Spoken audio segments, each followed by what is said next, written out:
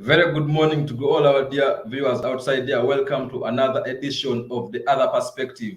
My name is Abel Esero and I'm going to be today's moderator. We are continuing with our review of Uganda's Electoral Commission 2021 report on the general elections that were held. And today we shall be looking at the aspect of commercialized politics. Uganda's Electoral Commission report on the 2021 general elections highlights commercialization of politics as one of the integrity deficits that has continued to undermine Uganda's democracy. And this is in line with ACFIM's report of the 2021 general elections that summed up the 2021 general elections as the most monetized, most securitized, and most violent elections Uganda has ever experienced since we started conducting elections. Money was used to control voter consent, and we all know that when money is used to control voter consent or to procure an election victory, the election ceases to be an expression of the will of the people, and it becomes an expression of the power of money. This is all bad for democracy, and that's one of the issues Electoral Commission is explaining about. Too much money is being used, and there is nothing being done by the government so far to regulate this money.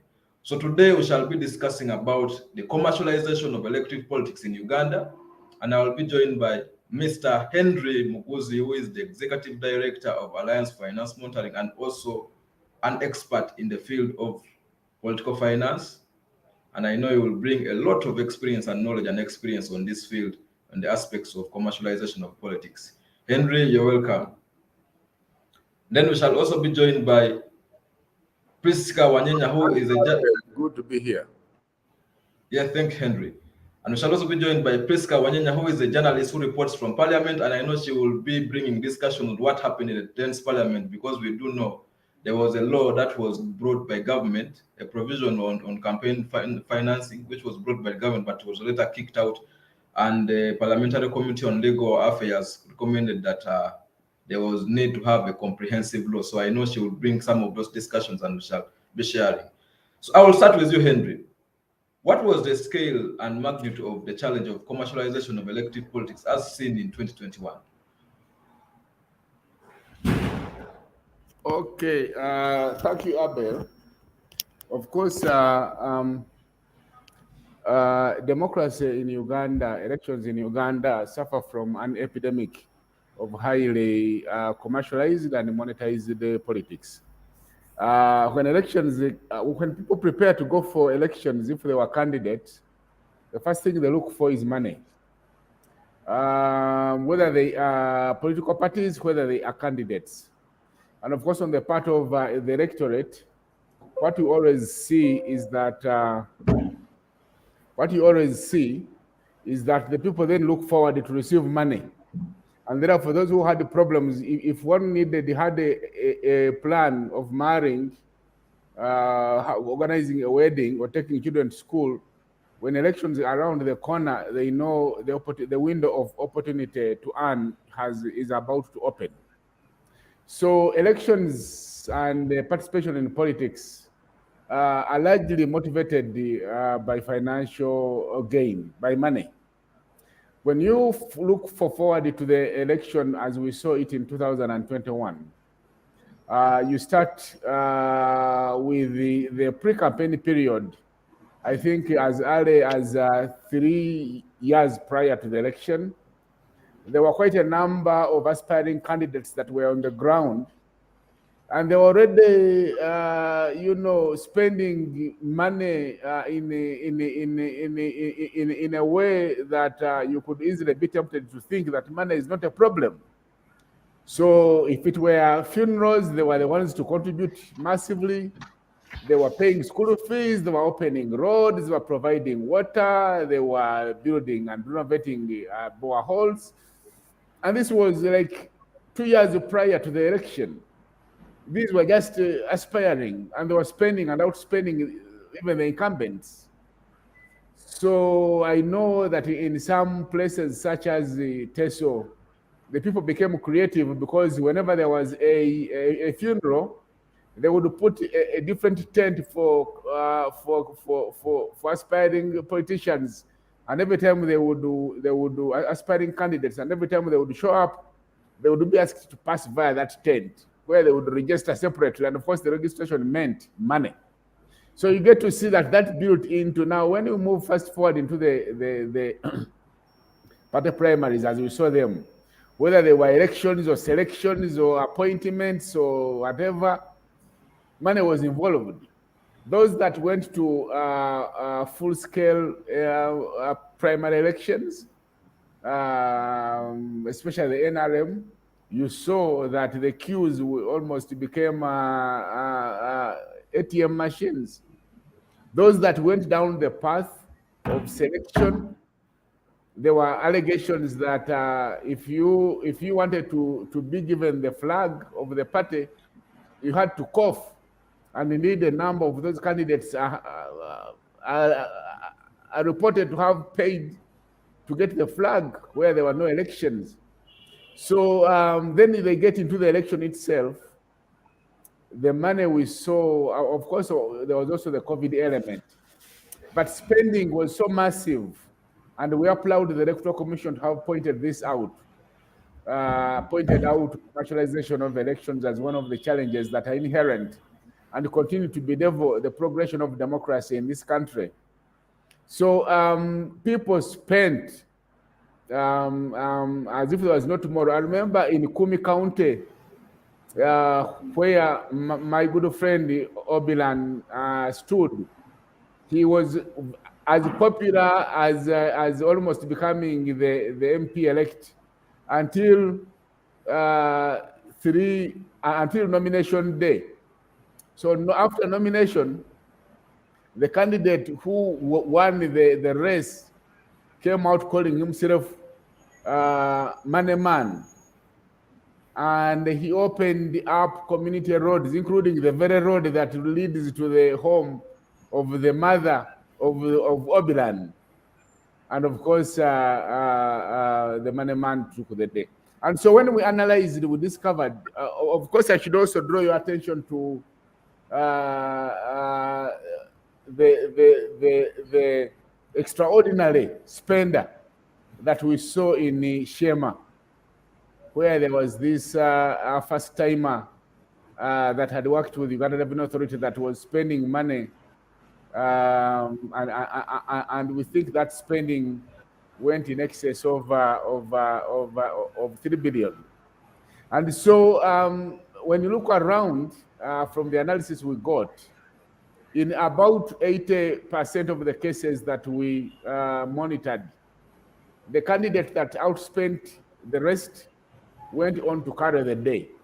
It means, in summary, that money worked and was able to procure an electoral win in about 80% of the constituencies that we monitored in. Never mind that in Central Region, where the no party existed, there was some neutralizing effect on the power of money, but largely in many places, especially in Western Uganda, money became the factor. And I think we shall also talk about these individuals that went through and opposed, because even them, we saw that it was money that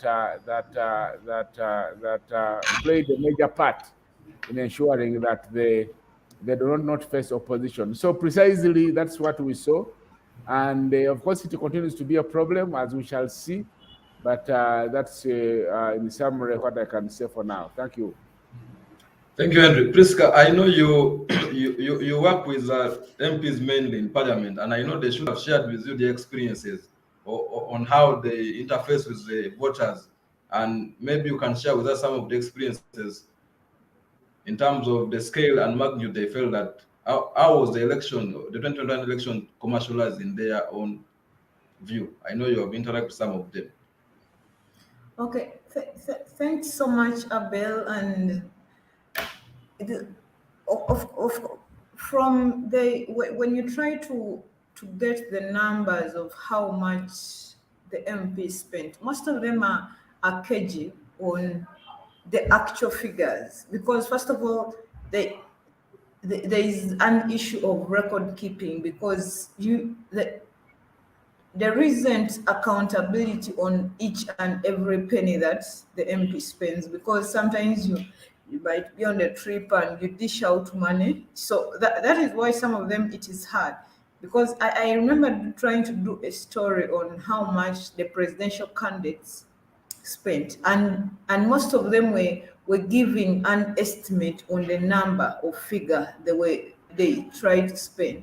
There is no concrete figure that most of the politicians can give you on how much they spent, because we have an issue with record keeping. And but when you look at the recommendations of the issue of the challenge that was highlighted by EC on the commercialization of politics, they simply threw it in one paragraph without explaining, and the, there was no suggestion on how they intend to curb the vice. Because even the expenditure of EC itself has been increasing throughout the general elections, and you automatically expect the expenditure to increase even for the participants themselves.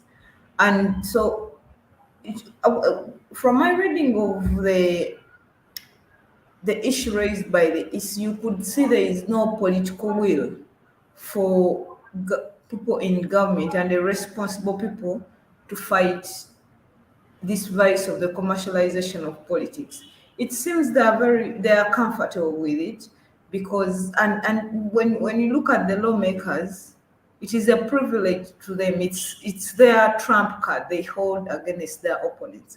Because I remember when Parliament was discussing the electoral reforms, there was a proposal brought by Nandala Mafabi, who wanted to amend, I think, Section 11 of the Parliamentary Act and reduce the nomination fees of parliamentary candidates from the current 3 million to 200,000.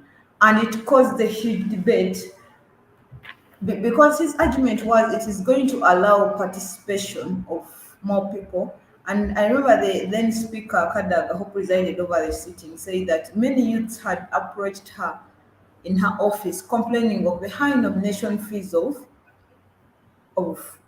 parliamentary candidates, because they were paying 3M. And youths who are just from campus, they are affording this money, and they thought they could play a role in the electoral process.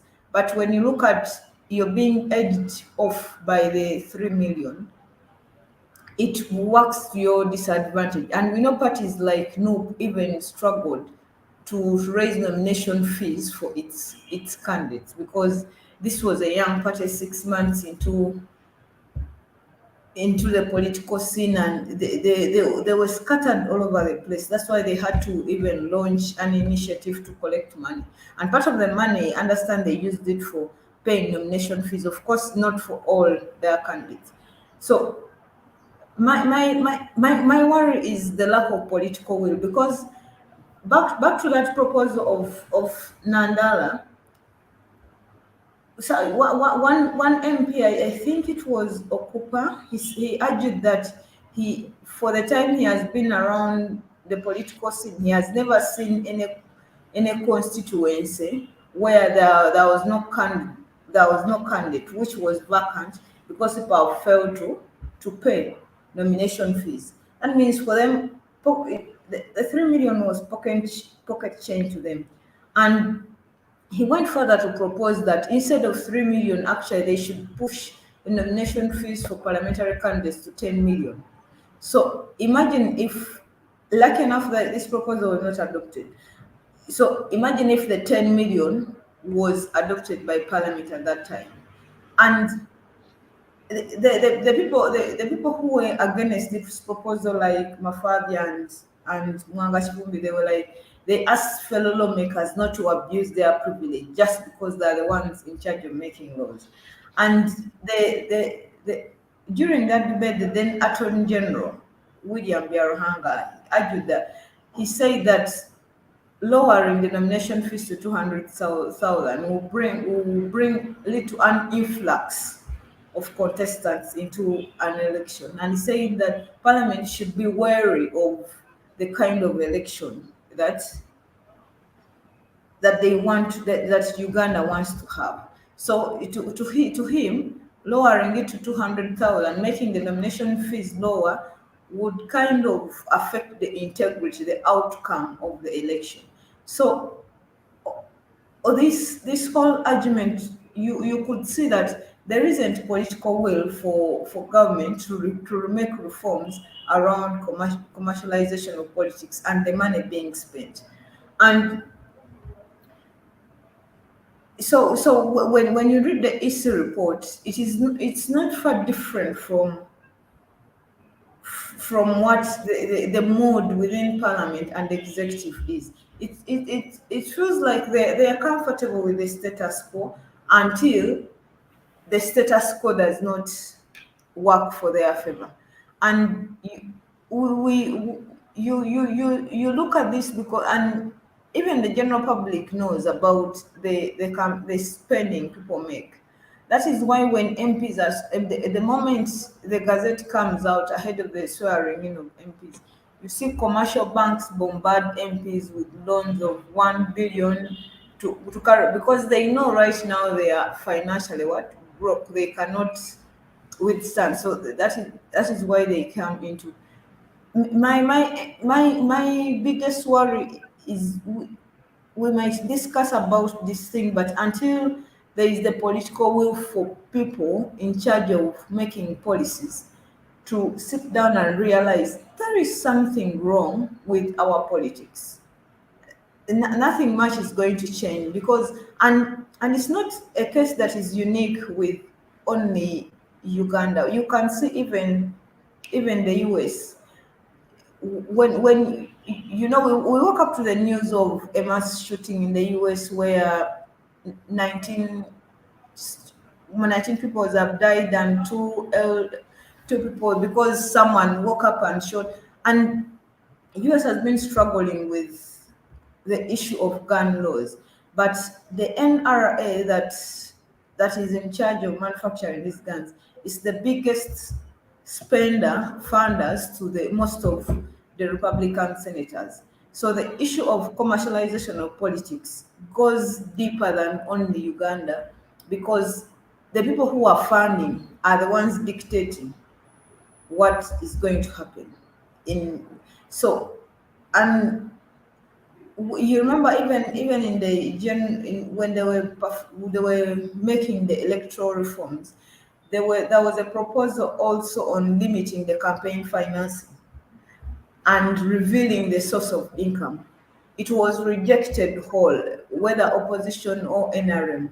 All MPs rejected, and some of them said we cannot reveal to our funders. I remember one of them was Asman Basari, because he said some of the people who are funding our elections are public servants, and if we reveal them, you're likely to retaliate. So it is about the interest that people hold. That is why it is just hard for us to fight the commercialization of politics.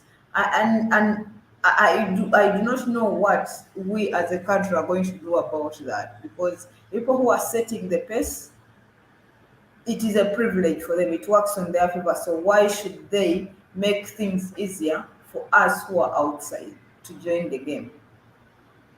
Thank you, Priska. I want now to bring back Henry. Most people are just listening about commercialization of politics, but they don't know about the genesis. Where did this problem come? When did it start, and why are we here now? Yeah, but let me pick it up from where Priska left it on the lack of political will. She spoke about the political will to make reforms.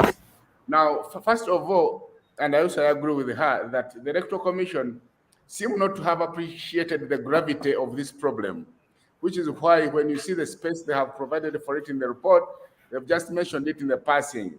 And I think this is disservice to us as citizens and pro-democracy activists, because they should have articulated the scale and magnitude of this problem, because they are the ones that feel it.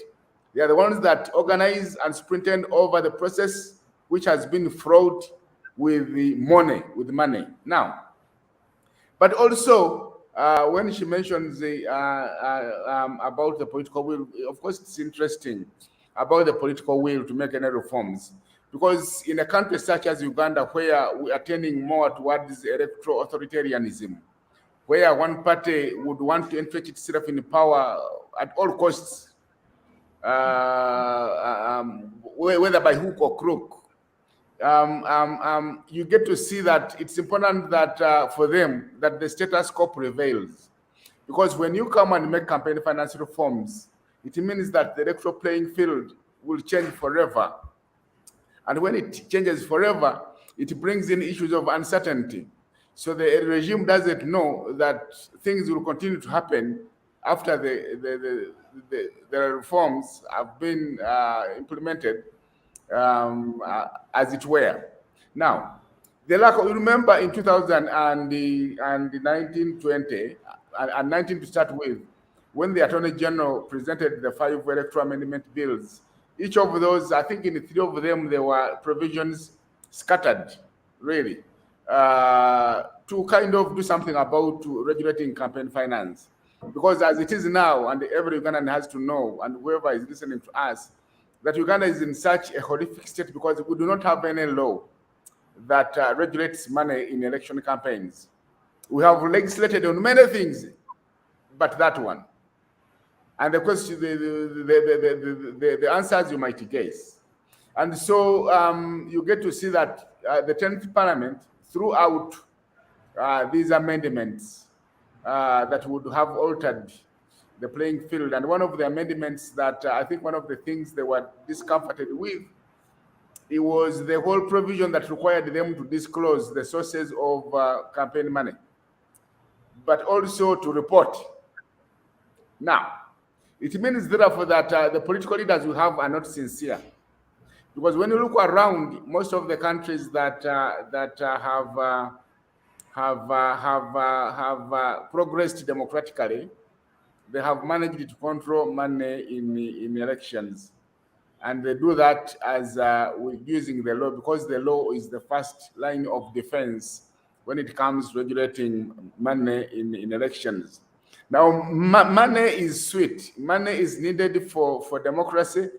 Money is needed for elections, because without money, there is no activity of democracy that you can organize. That is without a doubt.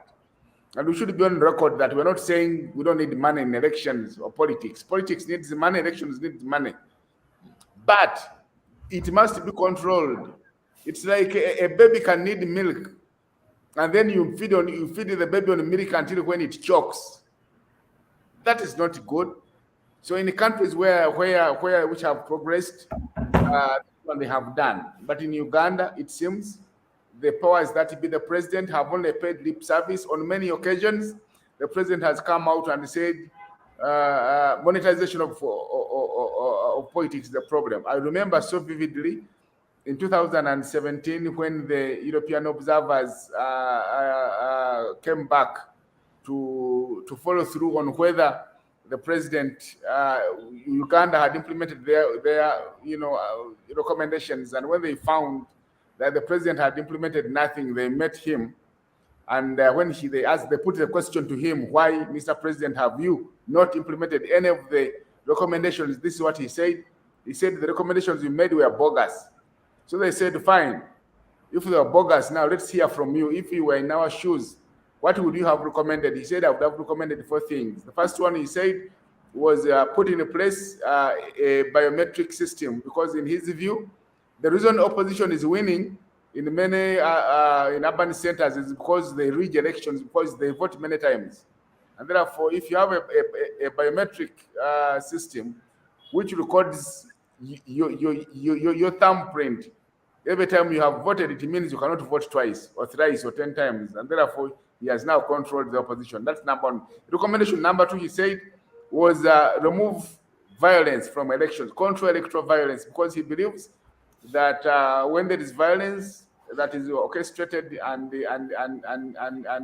sponsored by the opposition, the women don't turn up in big numbers, and he believes most of the vote of the women is his. But the third one, he said, was monetization, control money in elections. Okay, that was his top three, control money in elections. But what has he done? Lip service. So the political will really to see through electoral reforms is not there. And it is not just on the side of the regime and the president and his party, it is also on the side of the legislators. The biggest opposition to enacting campaign finance legislation in parliament is also coming from the opposition, because the opposition believe that this can be used against them. But you see, the thing is that none of those leaders of ours, whether they are in opposition, whether they are in government, is seeing the bigger picture.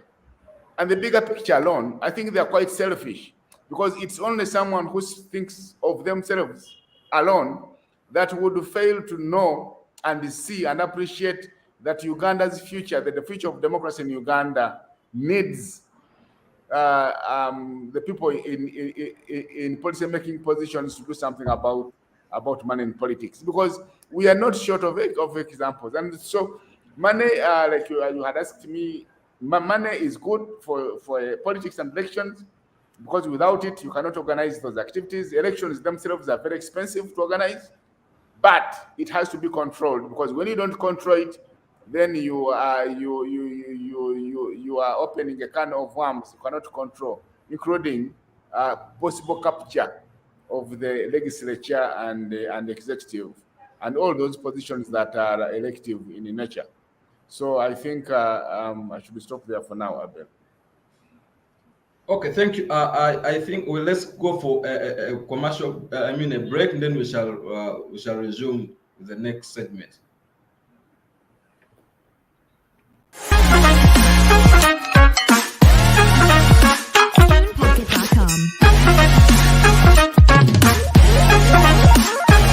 Welcome, my people. A cup of coffee, please. There is tea, everything. Snacks are on the way. Your thanks, but the reason that's why we are here, our people need different services. We at least need an ambulance at every center. My sub-county is the farthest. We used to depend on the former MP's vehicle, but when he lost his elections, he took away his vehicle. Of course. So what does that mean? Use your budget as a district to procure the ambulances. If I could, I would. But unfortunately, government operates differently. I'm saying, Chairperson, this is very serious and urgent. Yes, I know. And why are they called local leaders then? Government. You people, who sent you here? I know, of course. We are concerned citizens who are watching people dying every day. We've lost our beloved ones just because of poor health services. Something has to be done. You are right. Something has to be done, and very fast. Yes. That's transport for you. Go back. But All your concerns are taken care of. I will handle. But Have a Chairman, safe journey. Thank you so much. but this money seems to undermine our cause as to why we're here. No, don't misunderstand me. This is just transport, no strings attached. Chairman, we came here to discuss and find solution to our problems.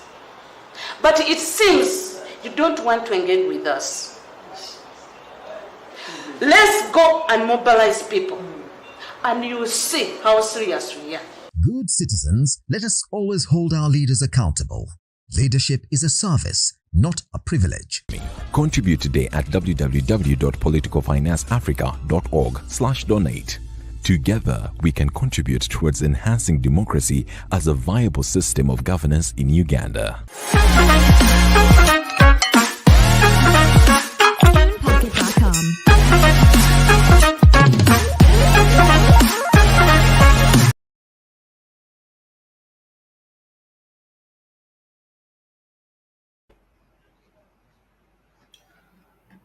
Welcome back from that break. We are discussing about the commercialization of politics in Uganda.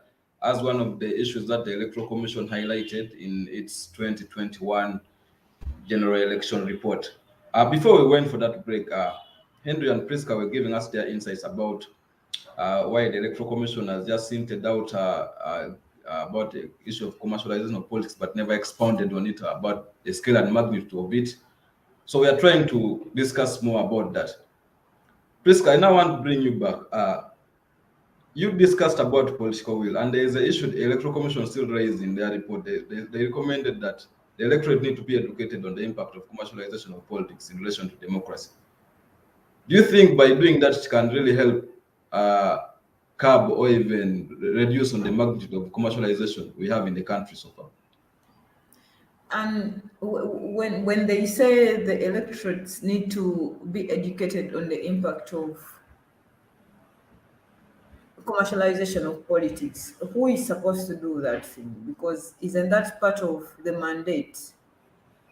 Is that a vote of no confidence in the commission itself that they have failed to do their work, and it's time perhaps they resigned and a new team brought in? Because why? Why are they? Why are they not doing the job that they were set up to do in the first place? The reason they are saying that, it's because for them in their purview, they are supposed to do voter education. Then when it comes to civic education, it's supposed to be Uganda Human Rights Commission.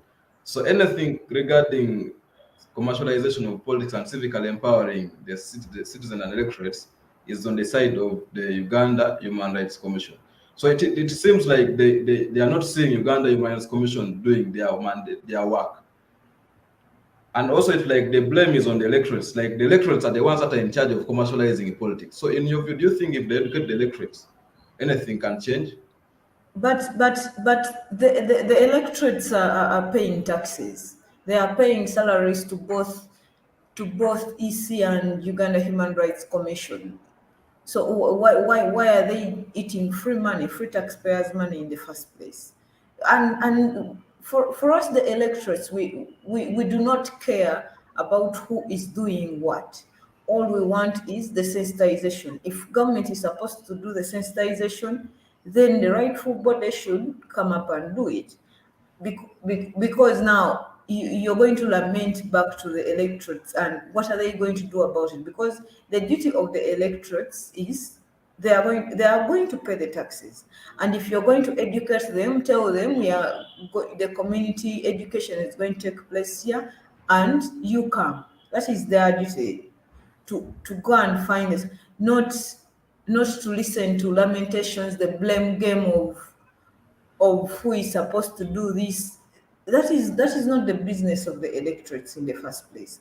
But as Henry hinted at, the fact that all the recommendations or the challenges highlighted by the EC were simply, the commission was simply reading from the book of Lamentations, coming up with excuses, as they usually do. They have not yet appreciated the impact of commercialization of politics and how it is affecting the integrity of our elections. That is why when the elections are done, different groups come up with the different leaders. We know up to now, there are people who still believe that Chagulanyi is their president. The NRM thinks it is Museveni who is their president. So this plays to the integrity of the elections that the EC organized. It doesn't matter about the executive summary the justice gave us of these were peaceful elections.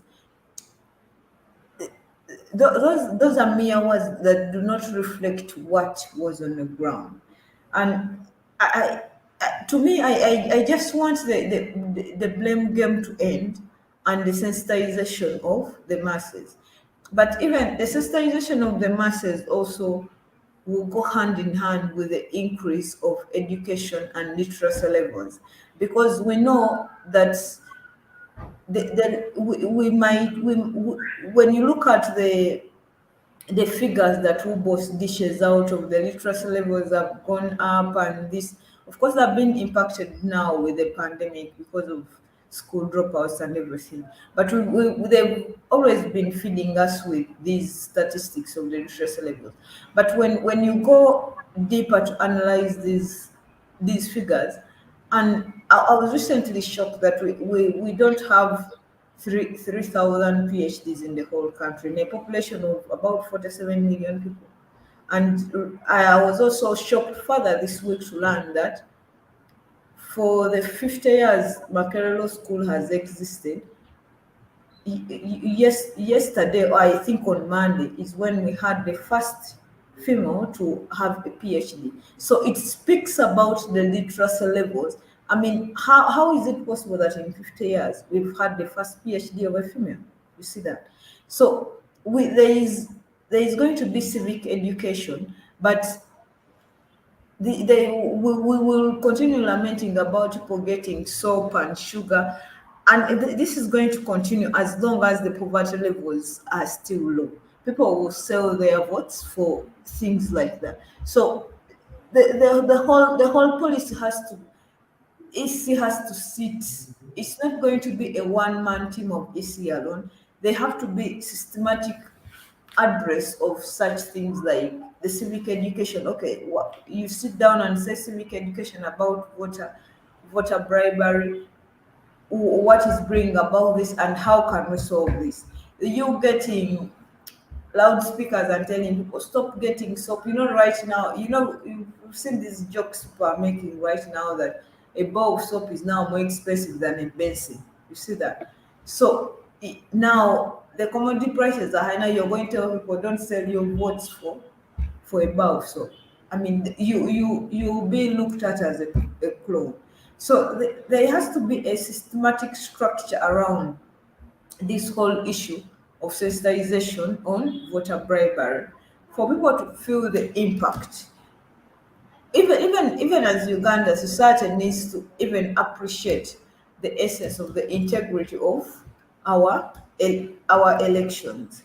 You've seen the anger that the US had when the Republicans refused to acknowledge the election results. For us, we treated it as normal, but to them, it touched on the core of their democracy. I want to see something similar to that you organize an election that is about 90% or 95% clean, that even when you come up and say I was cheated, the anger turns towards you. But now it is normal in Uganda for the other party to claim they have lost the election, because it's because of the integrity, the quality of elections that the EC. But when you look at their report, they all seem to be comfortable, content with the quality of elections they are delivering. And even when you look at the reforms they propose, commercialization of politics is the least of their worries. So we are going to talk about this thing of commercialization of politics for a very long time, but unless there is a political will, both at the political heads, even among us as the voters, for us to realize we need a clean elections that are trustworthy, that are free and fair. Little is going to change about the status quo until we get to admit that there is a problem with the status quo. We need to change the system. And the system does not change within one day or a year or a month. There has to be a systematic overhaul of the way things are being done. We look at there have been arguments on the appointment of the EC chairman. We tend to think there should be a public hearing, vetting, and everything, and the appointment should move away from the executive, someone who is going to also contest in the election. So those are the things that we need to look at and we say, what is wrong with the current status quo? Because if we are looking at the status quo that is appeasing or working to embolden the political party in power, there is nothing much that is going to change. We might think the FDC and NUC is not working hard. We are voting them, but they are not working hard. But it's a system that is working against their advantage. Thank you. I want now to bring Henry. There are suspicions that most of the money that comes from data sources. Where does all this money come from? Yeah, thank you, Abel. Of course, I have interacted with my colleagues in Parliament. And then you ask, how much did you spend? 500 million. How much did you spend? 800. Some of them were billion. So I'm like, so then you ask them, okay, between you and me, where did you get this money? Did you have it at the beginning of the campaigns? They say no. But somehow I got them. I got the money.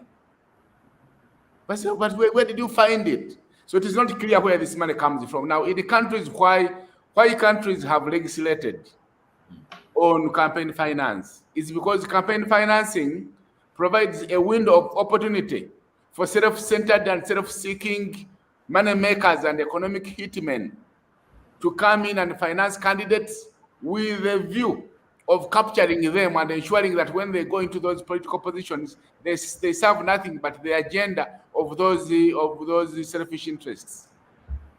It can happen that a person who wants, for example, if I am a drug trafficker and I need to be protected, and I know that the legislation that is in place is a legislation that has gaps and holes that are helping me to sustain my business as a drug trafficker, it would be in my best interest to ensure that I maintain the party in power or the men and women in Parliament.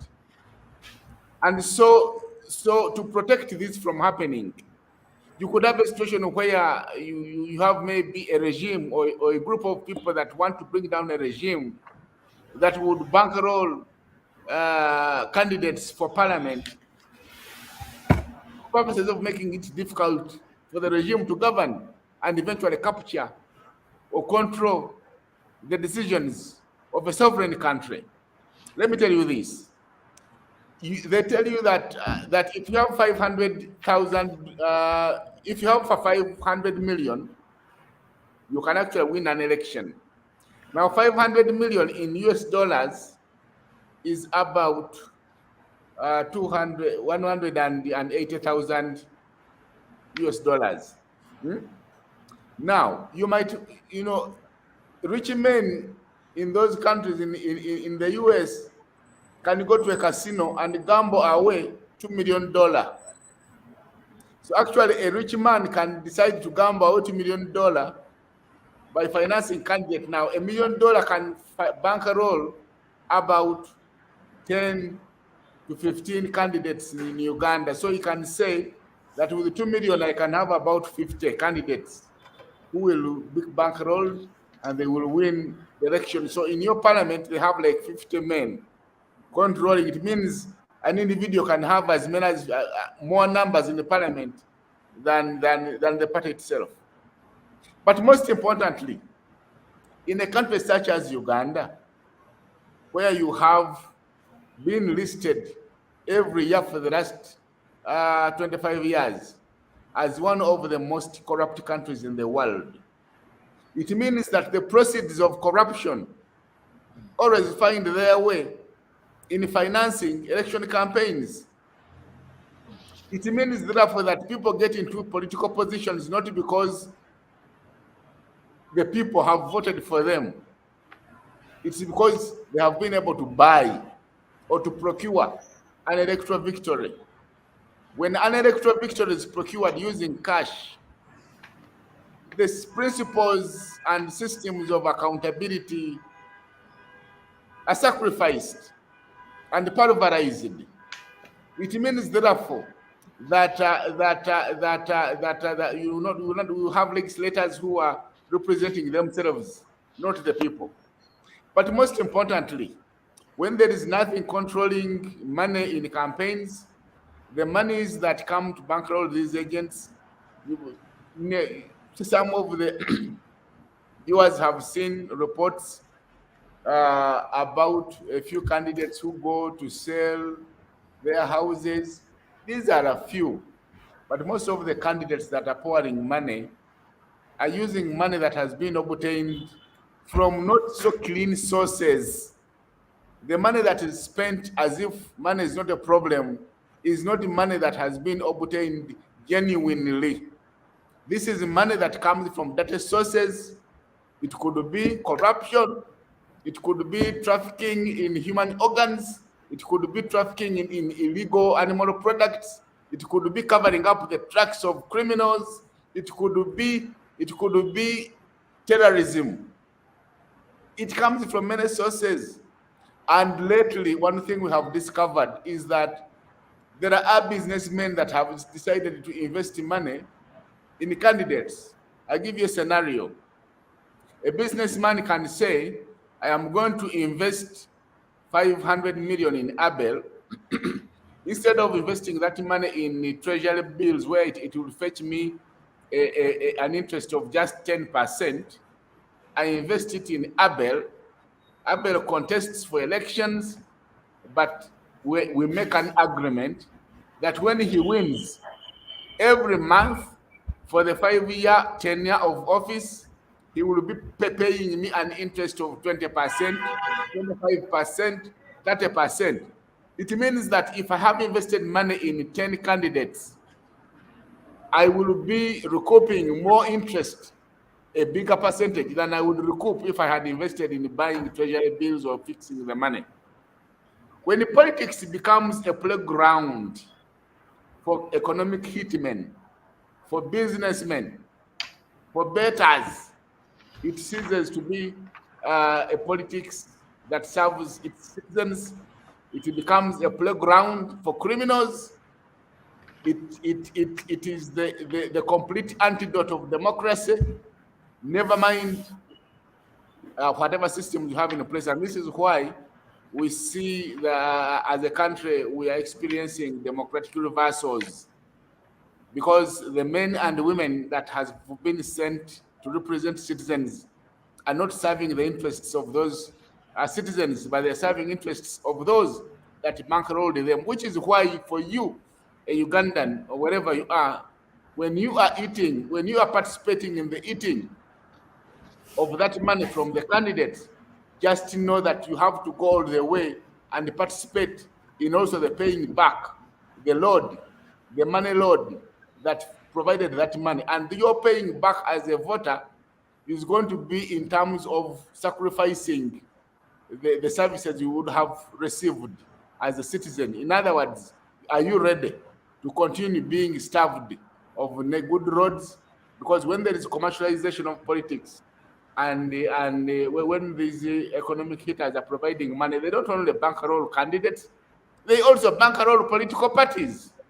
So you have an entire political party held in the hands of a few economic hitmen, which, as you might find, it might turn out to be signing agreements that you don't understand, agreements that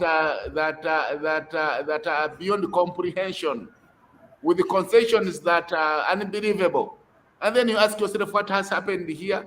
You just do not know where the money you ate in elections came from.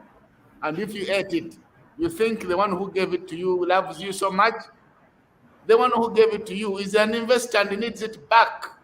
And therefore, you are going to have to pay back, you are as a citizen, wherever you are, whether in terms of paying higher taxes or any other form of being starved of social services in order to pay back the master that provided the campaign monies. Thank you, Abel. Okay, and I want to bring you back. Do you think the recent scandals we are seeing reported on media, including the Pineti Coffee scandal, are some of the scandals that could allude to the proceeds that ended up in financing elections? So now they are getting back rewards in terms of being given deals which are so dubious and not a true reflection of what Ugandans should be getting. I will refer you to what happened with our neighbors, and because that would provide answers. In order for Moi to finance his campaigns, he had to get involved in the golden bag scandal. So that golden bag scandal was intended to bring back money that would support his re-election. When Moi left, Kibaki had to be involved in the agro-leasing scandal, where millions of dollars were paid out for no work done to this agro-leasing company. This money came back, was intended to finance resources. I remember so vividly when I was having a discussion with my good friend Johnny Gisongo, who was heading the anti-corruption agency then. He had stopped this deal, the agro-leasing deal, from happening. But they approached him and accused him of failing the re-election of NAC party, because they told him, look, Gisongo, this money is what is going to finance the election.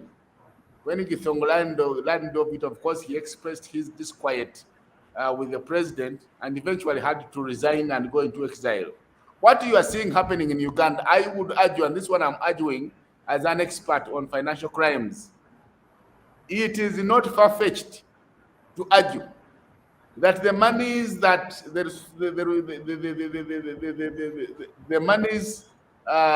the proceeds from the agreements that are being signed, such as the coffee agreement, such as the war agreement, would obviously and possibly come back to finance the politics and elections. Now, this, I want to also argue, could be one of the schemes to find resources for financing elections for 2026. Because, look, listen, it would be foolhardy for the party in power, which of course everybody looks at as a source of money, to raid on the national budget, because that would distort the economy. But the party needs resources. Where do they come from? They cannot come from heaven and follow like a manna. So these are some of the schemes I want to urge that are intended to raise money for the forthcoming elections. Back to you, Abel. Thank you. Priska, you've just heard him talk about how some of the money from corruption returns to finance elections. And we remember in the 10th Parliament, there were provisions scattered around some of the amendments that were brought.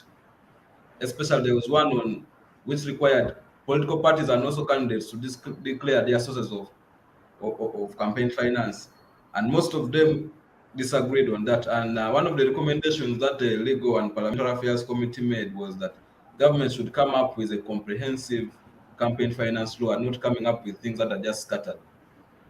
So do you think that was one way of kicking out the provision, because maybe they feared if government passes that, some of them will be caught? So why do they recommend for government to come up with something which is so big enough, and yet we know that this government may not likely have the political will to enact a comprehensive campaign finance law?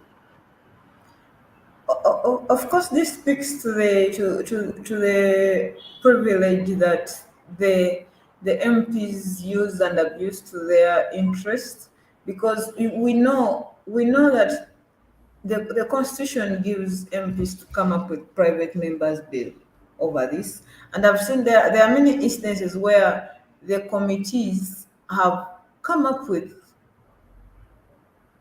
enacted bills as committees themselves.